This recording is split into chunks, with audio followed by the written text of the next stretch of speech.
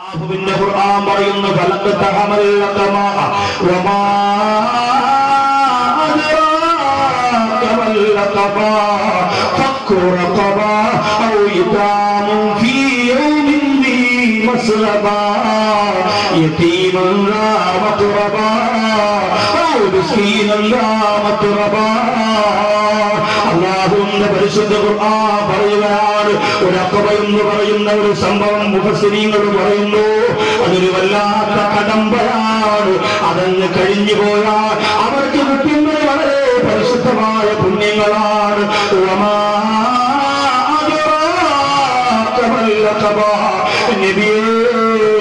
അതെന്തെന്ന് നിങ്ങൾക്കറിയോ? അത് സാധാരണ എല്ലാവർക്കും ചെയ്യാൻ കഴിയുന്നതല്ല. അടിമകളെ മോചിപ്പിക്കലാണ്.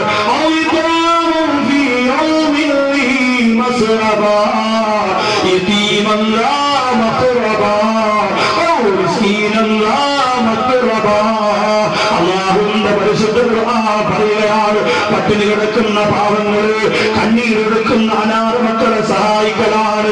അടിമകളെ അടിമത്തത്തിൽ നിന്ന് മോചിപ്പിക്കലാണ്. ആ പ്രത്യേകമായ അഖബ എന്ന് പറയുന്ന കാര്യമെന്ന് അല്ലാഹുവിന്റെ റസൂലിനോട് പടച്ചവർക്ക് പരിചയപ്പെടുത്തുമ്പോ എന്റെ പ്രിയപ്പെട്ടവരെ മനോഹരമായ കടമ്പ കടക്കാം എനിക്കും നിങ്ങൾക്കും സാധിക്കണം കേട്ടോ. അല്ലാഹുവിന്റെ ദീനിനെ കരിവാരി തേച്ചവരാരാന്ന് നിങ്ങൾക്കറിയോ? അല്ലാഹുവിന്റെ ദീനിനെ കളവാക്കിയവരാരാന്ന് നിങ്ങൾക്കറിയോ? പടച്ചവട്ടിന്റെ ദീനിനെ വ്യാജമാക്കിയവരാരാന്ന് നിങ്ങൾക്കറിയോ? അല്ലാഹുവിന്റെ ഖുർആൻ പറയുന്നു നബിയേ അറഅയ്തല്ലദീ യുകദ്ദിബു ബിദ്ദീൻ, ദീനിനെ കളവാക്കിയവരാരാന്ന് നബിയേ നിങ്ങൾക്കറിയോ? നിങ്ങൾ വിചാരിക്കും എന്റെ പ്രിയപ്പെട്ടവര് പരിശുദ്ധ ദീനിനെ കളവാക്കിയവരാരാന്ന് നിങ്ങൾ ചിന്തിക്കുന്നുണ്ടോ? ലോകത്തിന്റെ നാനാഭാഗത്ത് ക്രൂരമായ ക്രൂരതകൾ അഴിച്ചുവിട്ടുകൊണ്ടോ ഇസ്ലാമിനെ വേരോടുകൂടി പിഴുതെറിയാൻ ശ്രമം നടത്തുന്നവരാണ് എന്റെ പ്രിയപ്പെട്ടവരെ. ലോകത്ത് ഇസ്ലാമിന്റെ വദ്ധവേദികളായി ചമഞ്ഞുകൊണ്ട് നടക്കുന്നവരാണ്. ഇസ്ലാമിനെ കളവാക്കിയവരെന്ന് നിങ്ങൾ കരുതുന്നുണ്ടോ? അല്ല. അമാവി ദ്വീപിലെ കേഹാർബർ ആക്രമിച്ചോ എന്ന പേര് പറഞ്ഞുകൊണ്ട് ജപ്പാനിലെ ഹിരോഷിമയിലും നാഗസാക്കിയിലും ബോംബ് വർഷിപ്പിച്ചുകൊണ്ട് ഈ സമുദായത്തിന്റെ ലക്ഷക്കണക്കാരെ തൊപ്പിയിട്ട നാടിയിട്ട പ്രിയപ്പെട്ട സഹോദരങ്ങളെ ബോംബിട്ടുകൊണ്ട് നശിപ്പിച്ചുകൂടാ. അമേരിക്കയുടെ അന്നത്തെ പ്രസിഡന്റായിരുന്ന ഹാരി ശ്രീവ ഇസ്ലാമിന്റെ കരിവാരിത്തേച്ചവരാണെന്ന് കരുതുന്നവരെ എല്ലാവരെന്ന് പറയുന്ന മനുഷ്യർ അഫ്ഗാനിസ്ഥാന്റെ മലമടക്കുകളിൽ ഒളിച്ചിരിക്കുന്നു എന്ന് പേര് പറഞ്ഞുകൊണ്ട് താലിബാൻ എന്ന് പറയുന്ന ഇസ്ലാമിക രാജ്യത്തെ തച്ചനകത്ത് ധരിപ്പണമാക്കുന്നതിന് വേണ്ടിയിട്ട് സമുദായത്തിന്റെ നിസ്കാരപ്പുറമുള്ള ആയിരക്കണക്കാണ് പതിനായിരക്കണക്കാണ് മുസ്ലിം സഹോദരങ്ങൾ ചുട്ടുകരിച്ചതോടെ ഇസ്ലാമിന്റെ ശത്രുക്കളാണ്. ഇസ്ലാമിന്റെ എതിരെ ഇസ്ലാമിനെ കളവാക്കിയവരെന്ന് നിങ്ങൾ ചിന്തിക്കുന്നുണ്ടോ? 2003 മുതൽ 2006 വരെ ഇറാഖ് എന്ന രാജ്യത്ത് മാത്രം ഈ സമുദായത്തിന്റെ പ്രിയപ്പെട്ട ചുണക്കുട്ടന്മാർ കൊന്നൊടുക്കിയത് എത്രയെന്നറിയോ? 6,55,000 മുസ്ലിങ്ങളെയാ. പൊറുക്കുമോ എന്റെ പ്രിയപ്പെട്ടവരെ? നമ്മൾ അറിയുന്നുണ്ടോ? ഒരു മാറ്റപ്പെടുത്ത് വായിച്ചിട്ട് നിരവധി അറിയുന്നോ? എന്റെ പ്രിയപ്പെട്ട പെങ്ങളെ ലോക വിവരം വേണം മോളെ. എത്ര സമാധാനത്തോടെയാണ് കേരളത്തിന്റെ പരിശുദ്ധമണ്ണിൽ ഈ മുസ്ലിം സഹോദരിമാര് ജീവിക്കുന്നത് എന്ന പോലും എന്റെ പ്രിയപ്പെട്ട സഹോദരങ്ങൾക്ക് 1947 കാലഘട്ടത്തിൽ നടന്ന അമേരിക്കക്ക് ഏറ്റവും വലിയ തിരിച്ചറിവേറ്റ് പോരാ. വിയറ്റ്നാം യുദ്ധത്തിൽ 23 ലക്ഷത്തോളം മനുഷ്യമക്കളാ ചുട്ടുകരിച്ചത്. 1950 നടന്ന ഹംഗറി യുദ്ധത്തിൽ 50,000 പേരെ വലിയ പടുകൂട്ടം കുടിയെടുത്തിട്ട് ആ കുഴിക്കകത്തിറക്കിയിട്ടിട്ട് പെട്രോൾ ഒഴിച്ച് കത്തിച്ചപ്പോ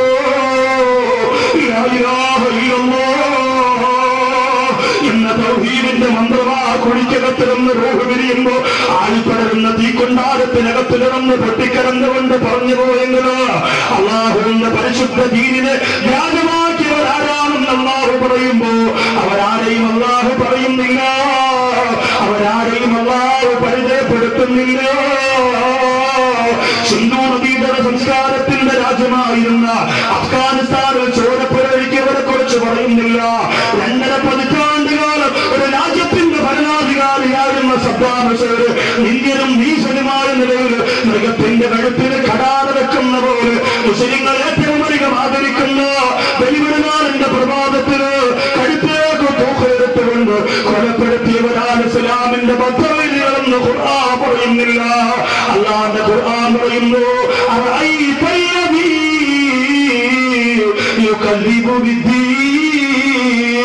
ദീനിനെ വ്യാജമാക്കിയവരാരാ?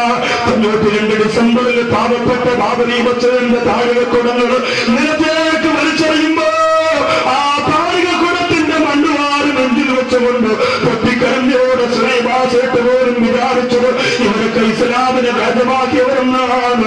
അല്ല അല്ല, അതാണ് ഇസ്ലാമിനെ വ്യാജമാക്കിയവരെന്നറിയോ? അല്ലാഹുവിന്റെ ഖുർആൻ പറയുന്നു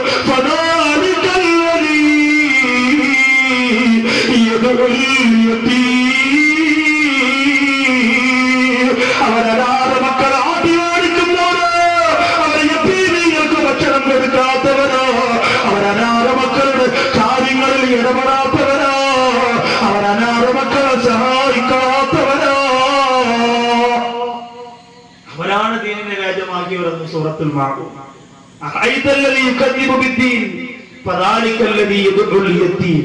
അനാഥ മക്കളെ ആട്ടിയോടിക്കുന്നവരാണ്.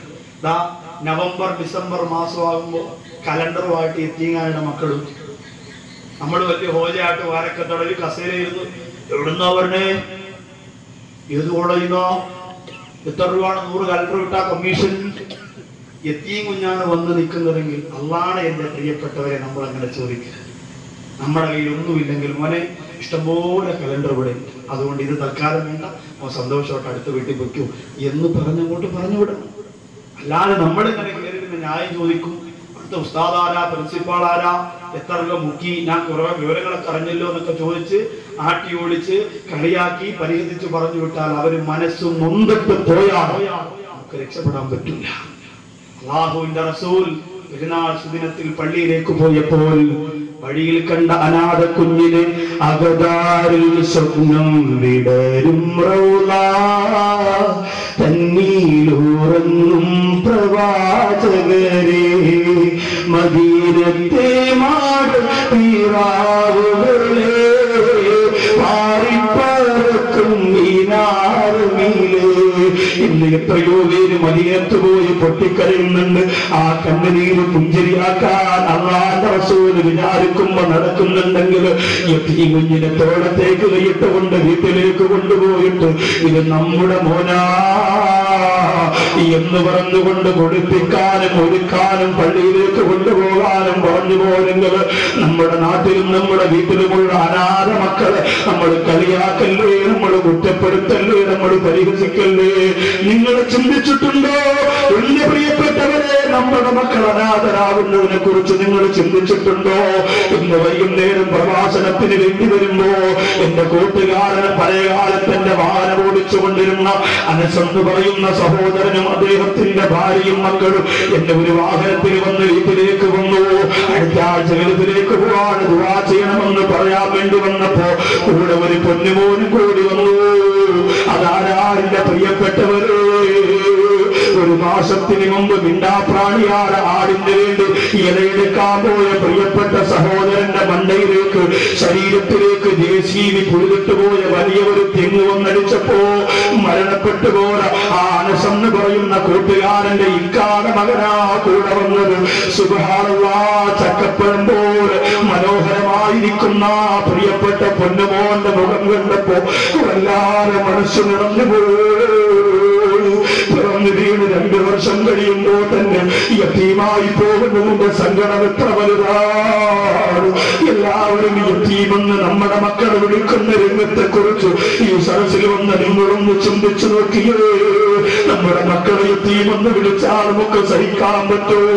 പെരുന്നാളിന് പള്ളി കൊണ്ടുപോകാൻ എന്റെ വാപ്പയില്ലല്ലോ, പെരുന്നാളിന് ബിരിയാണി തരാനെന്റെ വാപ്പയില്ലല്ലോ, പെരുന്നാളിന് വിരത്തുണ്ട് പിടിച്ച് നടന്നു പോകാൻ എന്റെ വാപ്പയില്ലല്ലോ എന്ന് പറഞ്ഞ് പൊട്ടിക്കരയുന്ന നമ്മുടെ വീടിന്റെ മുറ്റത്തിരുന്ന് വാപ്പ വരുന്നുണ്ടോ എന്ന് നോക്കി മരിച്ചുപോലെ വാപ്പാനെ കുറിച്ച് ചിന്തിച്ചുകൊണ്ട് കരയുമ്പോ അനാഥ മക്കളെ കുറിച്ച് നിങ്ങൾ ചിന്തിച്ചു നോക്കിയേ. അല്ലാഹുവിന്റെ റസൂൽ യതീമായി വളർന്നത് കൊണ്ടല്ലേ അല്ലാഹുവിന്റെ ഹബീബിന്റെ ഏറ്റവും അധികം എന്റെ പ്രിയപ്പെട്ടവരെ ജീവിതത്തിന്റെ സങ്കടങ്ങള് അനാഥ മക്കളെ കുറിച്ച് പറയുമ്പോൾ അല്ലാഹുവിന്റെ ഹബീബ് എന്താ പറഞ്ഞത്? അനവകാഫിൽ യതീം ഫിൽ ജന്നാ. രണ്ടുപേരെ ചേർത്ത് വെച്ചുകൊണ്ട് ഇതുപോലെയാണ് അനാഥ മക്കളെ സഹായിച്ചവരെല്ലാവരും സ്വർഗത്തിൽ നിന്ന് പറഞ്ഞു പോയെങ്കിൽ എന്റെ പ്രിയപ്പെട്ടവരെ നമ്മളെ സഹായിക്കാൻ മനസ്സുള്ളവരാണ്. എന്റെ പ്രിയപ്പെട്ട ചെറുപ്പക്കാരുടെ മൊബൈലുകളിലും വീടുകളിലുമുള്ള എല്ലാ പ്രഭാഷണത്തിലും പാങ്ങോട് പരന്നോടുള്ള ശരീരം എന്ന് പറയുന്ന ഗുജറാത്തിന്റെ ടയറുകടത്തിയിട്ട് ചാരമായി പോയ ഒരു പാവപ്പെട്ട യത്തീം കൊച്ചിനെ കുറിച്ച് ഞാൻ പ്രസംഗിച്ചല്ലോ. ഇന്നവരുടെ വീട് നിങ്ങൾ കൊണ്ടുപോയി കാരണം എന്റെ പ്രിയപ്പെട്ടവരെ വാക്കുകളുടെ പ്രഭാഷണമുണ്ട്. തൊണ്ടയടഞ്ഞു പോകുന്നതിന് മുമ്പ് ചെയ്യാൻ പറ്റുന്ന സഹായമാ കൊടുക്കാൻ എന്റെ കയ്യിലൊന്നുമില്ലെങ്കിലും എന്റെ പ്രിയപ്പെട്ടവര് ഇന്ന് ലക്ഷക്കണക്കിന് രൂപ കേരളത്തിന്റെ എത്രയോ പ്രിയപ്പെട്ട കൂലിവേലക്കാരാണ് ചെറുപ്പക്കാർ ആ പ്രിയപ്പെട്ട സഹോദരന്റെ വീട്ടിലേക്ക് എത്തിച്ചു കൊടുത്തെന്നറിയോ? നിത്യവൃത്തിക്ക് വകയില്ലാതെ പൊട്ടിക്കറിയുന്ന ഉമ്മയുടെയും മോളെയോ കാറ്റടിച്ചാ പാറിപ്പോകുന്ന ചെറ്റക്കുടിൽ നിന്ന് മാറിയിരിക്കുകയാ. തറസിട്ട വീട് വെച്ചിരിക്കുകയാ. മനോഹരമായ അവസ്ഥ വന്നിരിക്കുകയാ. അതിന്റെ പ്രഭാഷണം കേട്ടിട്ട് എത്രയോ സ്ഥലത്ത് 50,000 1 ലക്ഷം രൂപ വീട് എത്രയോ പാവപ്പെട്ടവർ കൊണ്ടുപോയി കൊടുക്കുന്നറിയോ? അതുകൊണ്ട് നിങ്ങളൊക്കെ നല്ല മനസ്സുള്ളവരാ, നല്ല മനസ്സുള്ളവരാ. അല്ലാഹു നമ്മുടെ മനസ്സിന് നമ്മൾ കഴിക്കുമ്പോ മറ്റുള്ളവരുടെ ഭക്ഷണത്തെ കുറിച്ച് ചിന്തിക്കാനുള്ള മനസ്സ് അല്ലാഹു നമുക്ക് തരട്ടെ. അതുകൊണ്ട് സഹോദരങ്ങളെ, യതീമിന്റെ നമ്പരം നമ്മൾ മറക്കല്ലേ, അവരെ വേദനിപ്പിക്കല്ലേ. ആരാണ് ദീനിനെ രാജമാക്കിയത്?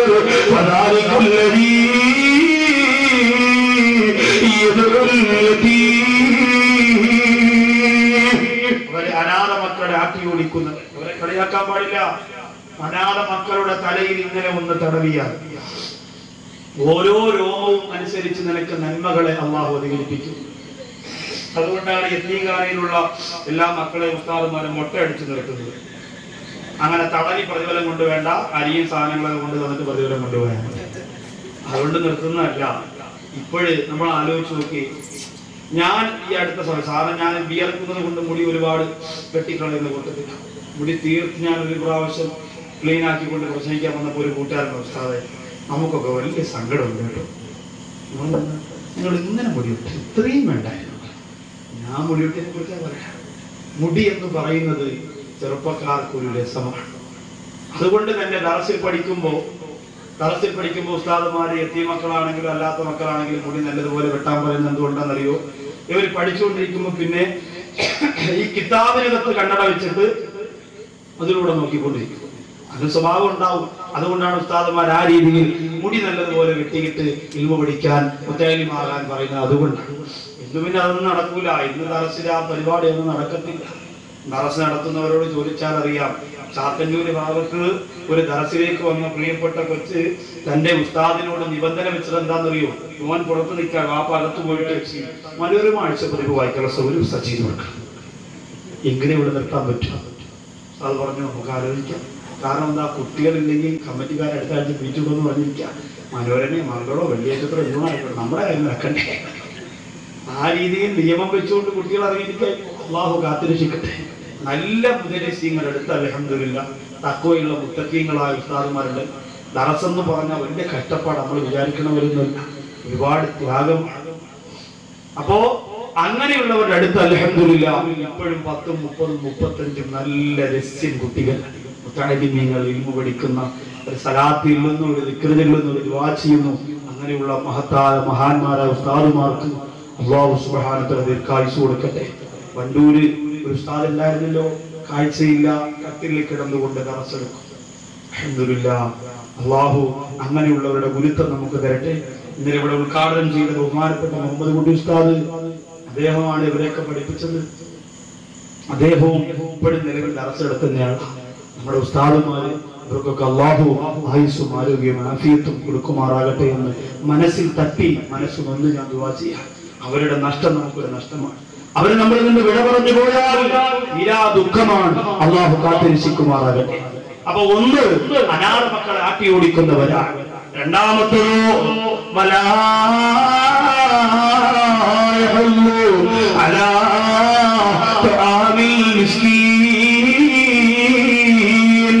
അവർ പാവപ്പെട്ടവർക്ക് ഭക്ഷണം കൊടുക്കാൻ മനസ്സ് കാണിക്കാത്തവരാണ്. ഒരിക്കലും സാധിക്കാത്ത അവർ ഭക്ഷണം കൊടുക്കുന്നവരല്ല. ആ ഒരവസ്ഥ നമുക്ക് വരല്ലേ. അല്ലാഹു പടച്ചതമ്പുരാനെ കാത്തുരക്ഷിക്കട്ടെ. ഇന്നലെ ഞാൻ നിങ്ങളോട് പറഞ്ഞിരുന്ന മനോഹരമായ ചരിത്രത്തിലേക്ക് കിടക്കുകയാണ്. സഹാബത്തിൽ ഒരുപാട് അറിവല്ലാഹുവിന്റെ റസൂൽ കൊടുത്തെങ്കിലും തീരെ പാവപ്പെട്ടവനായിരുന്നു ആര്? അലി ഇബ്നു അബീ താലിബ് റളിയല്ലാഹു അൻഹു. പണ്ട് തന്നോട് ദീനിൽ കൊണ്ട് നിന്തുള്ളൂരാധീരേ മക്കാമണിൽ തട്ടിയിരിക്കൊക്കെ ഞെട്ടിച്ച അക്കാരഞ്ഞിൽ ഹൈദർ ശൂരേ വിണ്ടുയ ശേഖ് എന്നുള്ള കെളിമത്ത് കൊണ്ടു നടന്നവരും മാറിയത്ത് മണ്ടന്മാരായുള്ളോരവീതം കൂട്ടത്ത് കണ്ട പൊലിപിയോടെ തവരും വേസനീത്ത് മങ്ങാത്തോരി മാൻപൂമാനേര് ദിനിൽ മായാത്തോരു ബഹുമാനേര് നിത്ത തരികിടജത്തരികിടജത്തിവിടം തത്തകുതത്തകതകുടത്തകതരികുടതികുടം അക്കവനെ ദിക്കിതിരം ദുഃഖമിരും നീക്കിടൻ പെരിയോരേ. മദീനയുടെ മണവാളം പറഞ്ഞില്ലേ, അല മദീനത്തുൽ ഇൽമി വഅലിയും ബാബുഹാ. ഞാൻ അറിവിന്റെ പട്ടണമാണെങ്കിൽ എന്റെ അലിയുണ്ടല്ലോ. അറിവാകുന്ന പട്ടണത്തിലേക്ക് കടന്നു വരാനുള്ള കവാടമാണ് എന്ന് ലോകത്തെ പഠിപ്പിച്ച നബി മുഹമ്മദ് മുസ്തഫ സല്ലല്ലാഹു അലൈഹി വസല്ലം തങ്ങൾ അങ്ങനെ പറയുമ്പോൾ അലി റളിയല്ലാഹു അൻഹു തീരെ പാവപ്പെട്ടവനായിരുന്നു. പ്രിയപ്പെട്ടവരെ, ഉസ്മാൻ ഇബ്നു അഫ്ഫാൻ റളിയല്ലാഹു അൻഹു ധാരാളം അല്ലാഹു പണം കൊടുത്ത വ്യക്തിയായിരുന്നു. ധാരാളം സമ്പത്ത് ഉണ്ടായിരുന്നു. അതുകൊണ്ട് തന്നെ ഒരുപാട് സ്വതക്ക ചെയ്തു. ഇന്ന് പ്രിയപ്പെട്ട ഉസ്താദ് എന്നെ വിളിച്ചു പറഞ്ഞു, ഉസ്താദേ നിങ്ങൾ ഇന്ന് നാളെ കൂടിയേ നമുക്ക് വാഴുള്ളൂ. അതിൽ വലിയ നിരാശ നമുക്ക്. പക്ഷേ ഒരു കാര്യം ഞാൻ പറയാം, നിങ്ങൾ പ്രസംഗിച്ചില്ല എങ്കിലും ഈ പള്ളിക്ക് വേണ്ടി ആത്മാർത്ഥമായി സഹായിച്ചവർക്ക് ദുആ ചെയ്യാൻ നിങ്ങൾ ഒരിക്കലും മറക്കരുത്. ഒരുപാട് പേരുണ്ട്. പിന്നെ അതിൽ പ്രധാനപ്പെട്ട കുറെ ആൾക്കാർ ധാരാളം കാശ് കൊടുത്തവരുണ്ട്. ഉമ്മാക്ക് വേണ്ടി, വാപ്പാക്ക് വേണ്ടി, രോഗം മാറാൻ വേണ്ടി, ഹജ്ജിന് പോകാൻ വേണ്ടി, കച്ചവടത്തിന്റെ വടക്കത്തിന് വേണ്ടി. അത് നിങ്ങളുടെ മനസ്സിലുണ്ടാവണം. ഇന്നലെ മഴത്തുള്ളികൾ ദുആഇന്റെ ഇജാബത്തായി ഈ പരിശുദ്ധമായ മജ്‌ലിസിലേക്ക് പെയ്തിറങ്ങിയപ്പോൾ അവർക്ക് വേണ്ടി ദുആ ഞാൻ മനസ്സിൽ കരുതി. അതുകൊണ്ട് ഉസ്താദേ ഇത് നിങ്ങൾ ദുആ ചെയ്യണം. സഹായിക്കുന്നവരെ, സഹായിച്ചവരെ ഒരിക്കലും നമുക്ക് മറക്കാൻ പറ്റില്ല. എന്നോട് ഉസ്താദ് പറഞ്ഞത്, ഇവിടെ ഒരുപാട് വലിയ പിരിവൊന്നും ഉസ്താദേ നിങ്ങൾ നടത്തണ്ട. പരിശുദ്ധ റമദാനിന് മുമ്പ് ഈ നാടിന്റെ പരിസരത്ത് എല്ലാ അനാശാസ്യങ്ങളും അനാവശ്യങ്ങളും ഒഴിവാകണം. നമ്മുടെ പ്രിയപ്പെട്ട ചെറുപ്പക്കാരെല്ലാം അള്ളാഹുവിന്റെ പള്ളിയിൽ അരക്കിട്ടൊട്ടിച്ച പോലെ ഇരിക്കണം. നാളെ എന്തെങ്കിലും ഞാൻ ചോദിച്ചു, പൈസ വിരിക്കണോ? വന്നിരിക്കുന്നവരോട് ചോദിച്ചാൽ വല്ല 1000, 2000, 5000 ഒക്കെ വാങ്ങിത്തരണോ? സാറ് നാളെ എന്തെങ്കിലും ഒരു ഓഫർ അവരെ കൊണ്ട് ചെയ്യിപ്പിക്കുക. അവരെ കൊണ്ട് പറ്റുന്നത് ഈ സാധു സംരക്ഷണ സമിതി മുന്നോട്ട് വെക്കുന്ന പാവപ്പെട്ടവരെ കെട്ടിക്കാൻ, രോഗികളെ സഹായിക്കാൻ നിങ്ങൾ നിയ്യത്ത് ചെയ്ത് കൊണ്ടുപോകാൻ. നാളെ 1000, 2000 ഇല്ലെങ്കിൽ ഇൻഷാല്ലാഹ് ഇവിടുത്തെ സംഘാടകരുടെ ആരെങ്കിലും നമ്പർ വാങ്ങിച്ചിട്ട് അതിലേക്ക് ഒരു 5000 10,000 കൊടുക്കാമെന്ന് പറഞ്ഞ് എപ്പോഴെങ്കിലും എത്തിച്ചു കൊടുക്കാനുള്ള പരിപാടി ചെയ്താൽ മതി. അതിപ്പോ നാളെ തന്നെ ചെയ്യാനുള്ളതല്ല. അത് പറഞ്ഞാൽ വരും വർഷത്തിൽ നിങ്ങളുടെ സമ്പത്തിന്റെ ബറക്കത്ത് അത് എപ്പോഴെങ്കിലും ഇൻഷാല്ലാഹ് നിങ്ങൾ ചെയ്തു കൊടുത്താൽ മതി. അല്ലാതെ ഇവിടെ വേറെ അനുകൂലമുള്ള ഒരു പരിപാടിയില്ല. അത് മാത്രം നടക്കുന്നു. സെക്രട്ടറി പോലും ഇവിടെ കയറി നിന്നുകൊണ്ട് പ്രസംഗിക്കുന്നത് ഞാൻ കേട്ടതാ. ഇന്ന് ഭക്ഷണം കഴിച്ച് ഇങ്ങോട്ട് നടന്നു വരും. ഇന്നലെ 1.5 മണിക്കൂർ പ്രസംഗിച്ചതേ ഉള്ളൂ. അത് നമുക്ക് വലിയ നഷ്ടമാണ്. ഉദ്ഘാടനവും സ്വാഗതക്കായി ഒരുപാട് സമയം നഷ്ടപ്പെട്ടു പോയത് കൊണ്ട് അടുത്ത 2 ദിവസം ഉപയോഗപ്പെടുത്തണം. അതുകൊണ്ട് നേരത്തെ വരും എന്ന് അദ്ദേഹം ആമുഖമായി നിങ്ങളോട് പറയുന്നത് ഞാൻ കേട്ടതാ. അതുകൊണ്ട് എന്റെ പ്രിയമുള്ള സഹോദരങ്ങളെ, ഏറ്റവും നല്ല സമ്പത്ത് അല്ലാഹു കൊടുത്തത് ഉസ്മാൻ ഇബ്നു അഫ്ഫാൻ റളിയല്ലാഹു അൻഹു. അദ്ദേഹം ഇടയ്ക്കിടയ്ക്ക് ഒരു പരിപാടി ചെയ്യും. എന്താണെന്നറിയോ? അള്ളാഹുവിന്റെ റസൂലിനെയും സഹാബത്തിനെയും വീട്ടിൽ വിളിച്ചിട്ട് ഭക്ഷണം കൊടുക്കും. അള്ളാഹു റസൂലിനെ സഹാബത്തിനെയും വീട്ടിൽ വിളിച്ചിട്ട് ഭക്ഷണം കൊടുക്കും. ഒരു ദിവസം വീട്ടിൽ വിളിച്ചു. പൊന്നാര നബി തങ്ങൾ വരികയാണ്. കൂടെ ആരുണ്ട്? ഉസ്മാൻ ഇബ്നു അഫ്ഫാൻ റളിയല്ലാഹു അൻഹു വിളിച്ച സഹാബത്തൊക്കെയുമുണ്ട്. അവരുടെ കൂടെ അലി റളിയല്ലാഹു അൻഹുവും വരുന്നുണ്ട്. എല്ലാവരും വന്ന് ഉസ്മാൻ ഇബ്നു അഫ്ഫാൻ റളിയല്ലാഹു അൻഹുവിന്റെ വീടിന്റെ അകത്ത് വന്നിരിക്കുകയാണ്. സുഭിക്ഷമായ ഭക്ഷണം അവരുടെ മുമ്പിൽ അങ്ങനെ നിരത്തി വെക്കുകയാണ്. എല്ലാവരും ഭക്ഷണം കഴിക്കാൻ വേണ്ടി തുടങ്ങുമ്പോ അല്ലാഹുവിന്റെ റസൂൽ പറയുകയാണ്, സഹാബികളെ ബിസ്മില്ല പറഞ്ഞു ഭക്ഷണം കഴിക്കുന്നതിന് മുമ്പ് ഞാനൊന്ന് ദുആ ചെയ്യട്ടെ എന്റെ ഉസ്മാന് വേണ്ടി. ഇത്രയും സഹാബികൾക്കും എനിക്കും അവിടെ ഭക്ഷണം ഒരുക്കിയ ഉസ്മാൻ ഞങ്ങൾ എവിടെ നിന്നാണോ നടന്നു വന്നത് അവിടെ നിന്ന് ഇവിടെ വരെയുള്ള കാറിന്റെ ചുവടിന്റെ എണ്ണമനുസരിച്ച് അല്ലാഹു സ്വർഗത്തിൽ പദവി എത്തിക്കൊടുക്കട്ടെ. എല്ലാവരും ആമീൻ എന്ന് പറഞ്ഞപ്പോ അലി റളിയല്ലാഹു അൻഹു കരഞ്ഞുകൊണ്ടാ ആമീൻ പറഞ്ഞത്. ഭക്ഷണം കഴിക്കാൻ തുടങ്ങുമ്പോ എല്ലാവരും സുവിശമായി ഭക്ഷണം ഇങ്ങനെ കഴിക്കുമ്പോ അലി റളിയല്ലാഹു തആല മാത്രം 2 പിടി ഭക്ഷണം വാരി വായിലേക്ക് വെച്ചിട്ട് പിന്നെ കഴിക്കാൻ കഴിയുന്നില്ല. അല്ലാഹുവിന്റെ റസൂലിനോട് അനുമതി ചോദിച്ചിട്ട് നബിയേ എന്നെ ഒന്ന് വീട്ടിലേക്ക് വിടണമെന്ന് പറയുകയാണ്. വീട്ടിലേക്ക് നടന്നു പോകുന്ന വഴിയിൽ മുഴുവനും റസൂലുള്ളാഹിയുടെ മരുമകനായ അലി റളിയല്ലാഹു അൻഹു കരച്ചിൽ തന്നെ.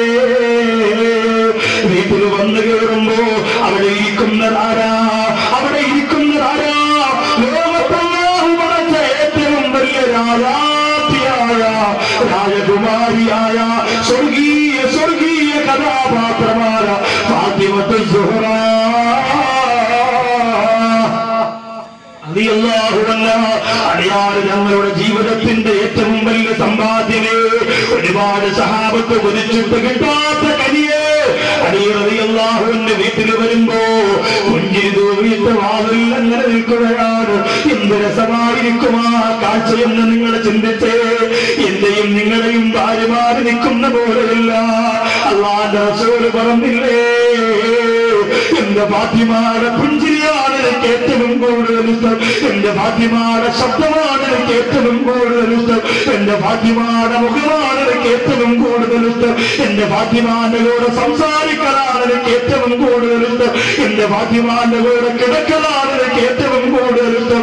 എന്റെ ഫാത്തിമ പിറന്ന ദിവസമോ എന്റെ ജീവിതത്തിന്റെ ഏറ്റവും വലിയ സന്തോഷമെന്ന് ലോകത്തെ പഠിപ്പിച്ച നബിയേ മുഹമ്മദ് മുസ്തഫ തങ്ങളുടെ ആ മനസ്സിന്റെ മാളികക്കല്ലാറ ഫാത്തിമ റളിയല്ലാഹു അൻഹ ചെറ്റക്കോടയുടെ മുമ്പ് നിന്നുകൊണ്ട് പുഞ്ചിരിച്ചുകൊണ്ട് സ്വീകരിക്കുമ്പോ ഫാത്തിമ റളിയല്ലാഹു അൻഹയ്ക്ക് മനസ്സിലായി അലി റളിയല്ലാഹു അൻഹു സങ്കടത്തോടെയാ വന്നിരിക്കുന്നത്, പ്രയാസത്തോടെയാ വന്നിരിക്കുന്നത്, നൊമ്പരത്തോടെയാ വന്നിരിക്കുന്നത്.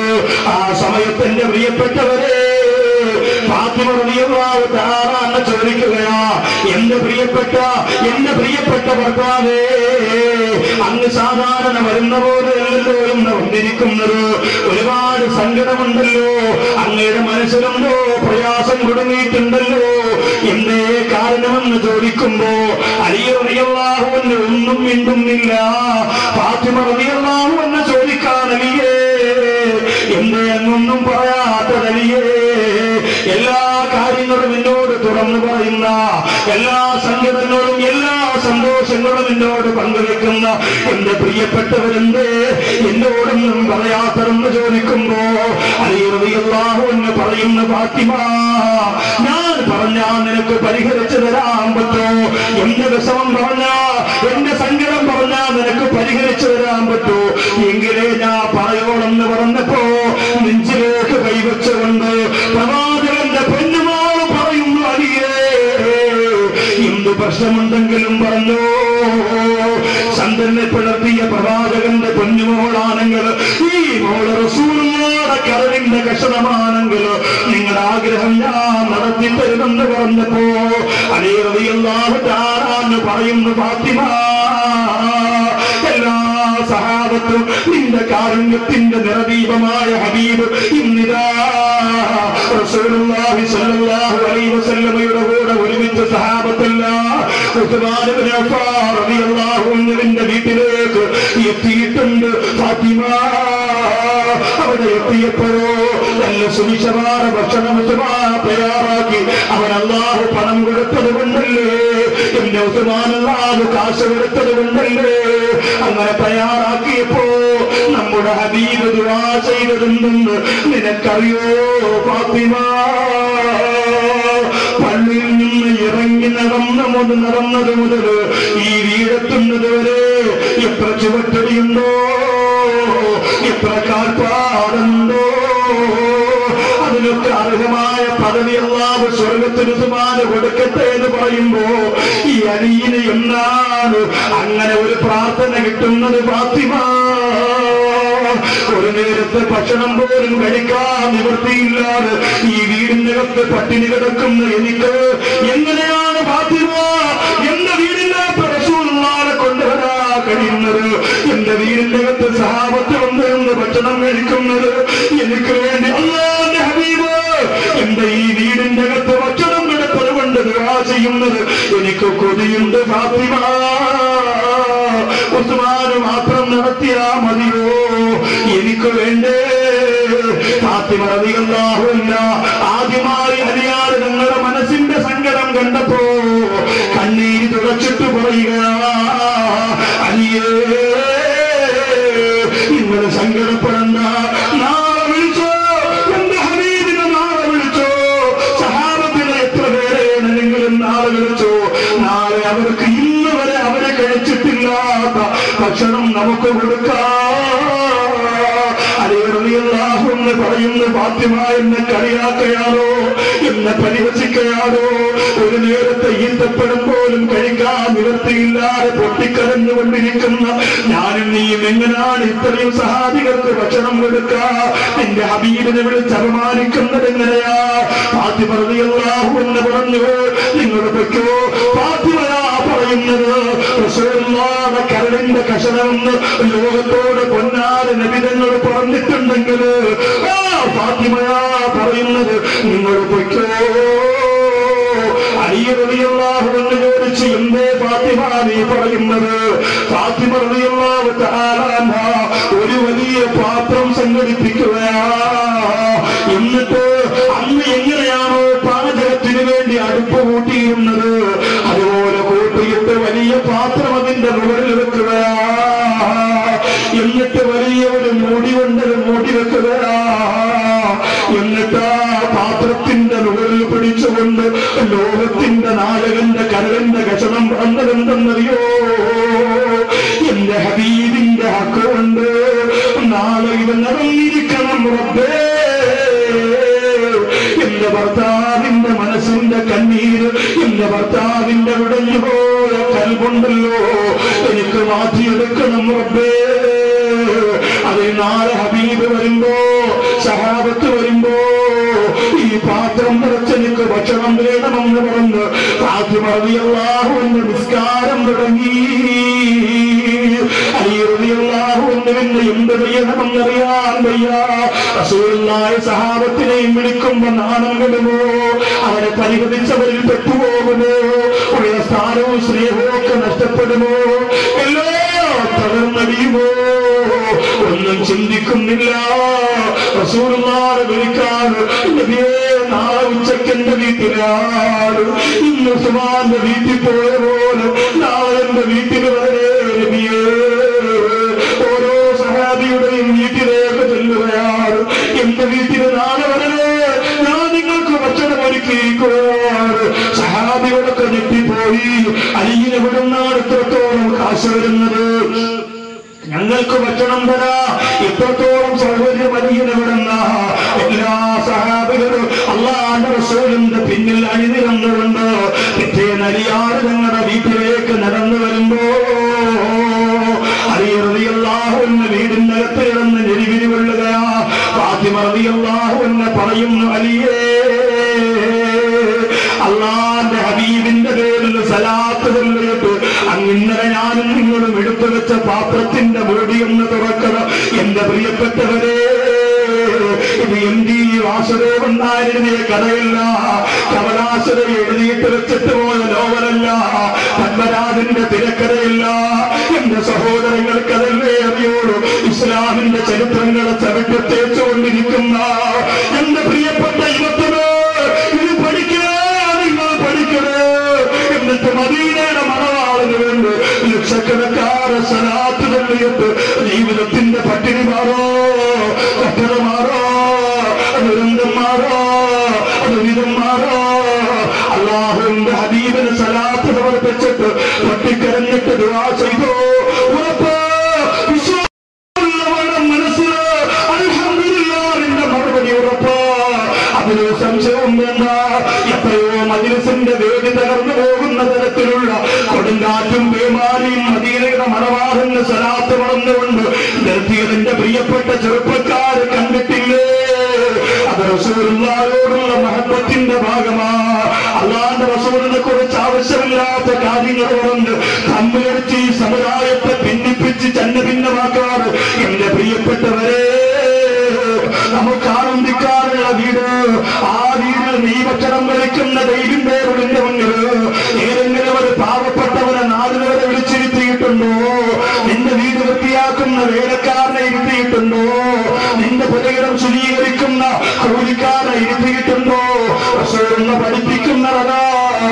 ആ മാനസിക മുഖമാണ് ഈ സമുദായത്തിൽ നഷ്ടപ്പെട്ടു പോയത്. ഇനി ആ 3 കാര്യം അതുകൂടി പറഞ്ഞ് ഇൻഷാ അല്ലാഹ് ഇന്ന് ദുആയിലേക്ക് കടക്കാം. നരകവാസികൾ നരകത്തിൽ കിടന്നുകൊണ്ട് സ്വർഗത്തിലുള്ളവരെ നോക്കി പൊട്ടിക്കരഞ്ഞുകൊണ്ട് ഒരു തുള്ളി വെള്ളം അല്ലാഹു നിങ്ങൾക്ക് തന്നതെങ്കിൽ എന്തെങ്കിലും ഞങ്ങൾക്ക് തരുമോ എന്ന് ചോദിക്കുമ്പോ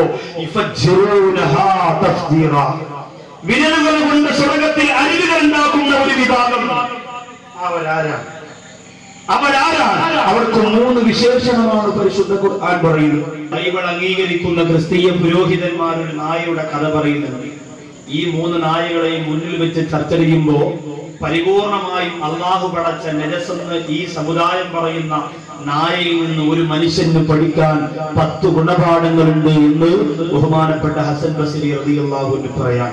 മനുഷ്യൻ മൃഗത്തെ പോലെ അധപ്പതിക്കുമ്പോ പ്രായപൂർത്തിയാകാത്ത കോതമംഗലത്തുള്ള പെൺകുട്ടിയെ കൊണ്ടു നടന്ന് പ്രിയപ്പെട്ട പിതാവ് ശരീരം വിറ്റിട്ട് പള്ള നിറയ്ക്കുന്ന കാലഘട്ടത്തിൽ എന്റെ പ്രിയപ്പെട്ടവരെ റെയിൽവേ പിന്നെ പ്ലാറ്റ്ഫോറത്തിലൂടെ വലിച്ചു കൊണ്ടുവന്ന് ക്രൂരമായി പാളത്തിലിട്ട് മാനഭംഗപ്പെടുത്തിയ പെൺകുട്ടിയുടെ കണ്ണീര് തോരാത്ത കേരളത്തിന്റെ കരയിൽ ഹസൻ ബസരി റളിയല്ലാഹു അൻഹു പറയുകയാണ്, ഒരു നായയിൽ നിന്ന് ഒരു മനുഷ്യൻ 10 കാര്യം പഠിച്ചാൽ മലക്കിനേക്കാൾ അവൻ ഉയരും. അല്ലാഹു തആല ഉയർച്ച നമുക്ക് തരട്ടെ. നമ്മൾ ആര് നായെ കണ്ടാലും നമ്മൾ അപ്പ കല്ലെടുക്കും. ആ നായയിൽ നിന്ന് നമുക്ക് പഠിക്കാനുള്ള 10 ഗുണപാഠങ്ങൾ, അത് നമ്മൾ പഠിച്ചാൽ നമ്മളൊരു മലക്കിനേക്കാൾ ഉയരുമത്തി. അള്ളാഹു അങ്ങനെ ഒരു ഉയർച്ച നമുക്ക് തരട്ടെ. നാളെ ആ വിഷയം ചർച്ച ചെയ്തിട്ടാണ്. ഇന്ന് നിങ്ങൾ വീട്ടിൽ പോകുമ്പോ അപ്പുറത്ത് വൈകി നിൽക്കണ ബൈക്കിൽ അങ്ങോട്ട് പോകുമ്പോൾ ആ നായ നിർത്തണ ഇറങ്ങിയിട്ട് 10 കാര്യം എവിടെ 10 കാര്യം എന്ന് പറയും നോക്കിക്കൊണ്ടിരിക്കരുത്. കഴിഞ്ഞ പ്രാവശ്യം ഞാൻ ഈ പാനൂര് ആറാട്ടുപുഴ പാനൂര് കുറച്ച് ദിവസമായോളൂ ഉച്ചിത്തരിയിൽ നിന്ന് കുറച്ച് ചെറുപ്പക്കാർ വാതേക്കാൻ വേണ്ടി വന്നിട്ട് തിരിച്ചു പോയപ്പോ ഉസ്താദെ സ്ഥലം പറയണ്ടാണ്. ആ നായ വൃത്തിയാടി പാവം. അവര് ബൈക്കിൽ നിന്ന് വീണില്ലല്ലേ? വീണോ? പ്രശ്നമൊന്നും ഉണ്ടായില്ല അൽഹംദുലില്ലാഹ്. എന്നിട്ട് അവർ അപ്പോഴും തന്നെ വിളിച്ചു പറഞ്ഞു, ഉസ്താദ് ദുആ ചെയ്യണം, അത്ര പ്രശ്നമൊന്നുമില്ല. പിന്നെ കാസറ്റൊക്കെ കൊണ്ടു നടന്ന് പള്ളിയിലും എല്ലാ വെള്ളിയാഴ്ച അട്ടക്കുളങ്ങര കാസറ്റ് വിൽക്കാൻ വേണ്ടി വന്നൊരു സഹോദരൻ, ആ പാവപ്പെട്ട കാസറ്റ് കൊണ്ട് ലോറി ഇടിച്ചെന്ന് കയറി കഴിഞ്ഞ വെള്ളിയാഴ്ച. ഹെൽമെറ്റ് ഉള്ളത് കൊണ്ട് രക്ഷപ്പെട്ടു എന്ന് കണ്ട എല്ലാവരും പറഞ്ഞു. വലിയ ഇടിയായിരുന്നു. പാവം അവൻ വിളിച്ചിട്ട് പറയണം, സാറേ ദുആയുടെ ബറക്കത്ത് കൊണ്ട് രക്ഷപ്പെട്ടു. ഞാൻ പറഞ്ഞു കാസറ്റ് വയ്ക്കാമെന്ന് നുണയം പറഞ്ഞോണ്ട് എന്നാ ഇങ്ങനെ തന്നെ ദുആ ചെയ്യുമ്പോൾ അടുത്തത് നാമീം പറഞ്ഞു. ഇല്ല സാറേ, ഞാൻ എത്ര കച്ചവടം ഉണ്ടെങ്കിലും ഇല്ലെങ്കിലും ഞാൻ നാമീം പറയാറുണ്ട്. അല്ലാഹു തആല അതുകൊണ്ട് ഒരുപാട് സഹോദരങ്ങൾ, എനിക്കും നിങ്ങൾക്കും ഒക്കെ ദുആ എന്ന് പറയുന്നത് അൽഹംദുലില്ലാഹ് ഒരു മൂർച്ചയേറിയ ആയുധമാണ്. നഷ്ടപ്പെടുത്തരുത്. ഇന്ന് വെള്ളിയാഴ്ച രാവ്, നാളെ അൽഹംദുലില്ലാഹ് നമ്മുടെ ഇൽമിന്റെ സമാപന വേദി. അതുകൊണ്ട് വളരെ മനോഹരമായി സലാത്തുകൾ ചൊല്ലി നമുക്ക് ദുആ ചെയ്യാം. അല്ലാഹു തൗഫീഖ് തരട്ടെ. സ്വർഗത്തിൽ കഴിയുന്നവർ വിരൽത്തുമ്പുകൊണ്ട് സ്വർഗീയമായ അരുവികൾ ഉണ്ടാക്കുന്നതിന് പ്രധാനമായവരുടെ 3 സ്വഭാവ ഗുണം